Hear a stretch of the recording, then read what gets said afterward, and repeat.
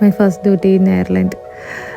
എത്ര നാളത്തെ എൻ്റെ ഒരു കഷ്ടപ്പാടും ഒരു സ്വപ്നമായിരുന്നു ഈ ഒരു ദിവസം. ഇതിന് വേണ്ടിയിട്ട് ഒത്തിരി കഷ്ടപ്പെട്ട് എന്തായാലും ആപ്റ്റിറ്റ്യൂഡ് പാസ്സായി. എനിക്ക് തോന്നുന്നു MBBS പോലും ഇത്രയും വേണ്ടെന്ന് തോന്നുന്നു. അത്രയും പഠിച്ച് എന്തായാലും പാസ്സായി. എൻ്റെ ഫസ്റ്റ് ഡേ ഓഫ് ഡ്യൂട്ടി ഇതൊരു മെമ്മറി ആയിട്ട് എനിക്ക് സൂക്ഷിച്ച് വയ്ക്കണം. അങ്ങനെ ഞാൻ ഫുഡൊക്കെ എടുത്ത് ലഞ്ചൊക്കെ പാക്ക് ചെയ്തു, എല്ലാം എടുത്ത്. പിന്നെ നല്ല തണുപ്പായിരുന്നു, ഭയങ്കര തണുപ്പായിരുന്നു.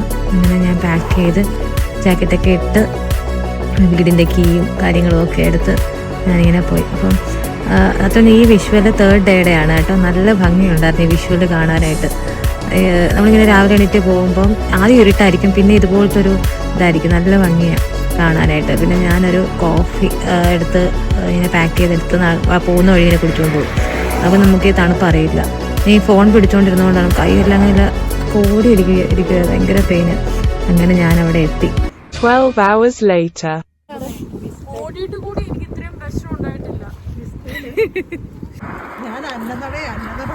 കാലിനെ പറ്റിയുള്ള അഭിപ്രായം എന്താ വെച്ചി?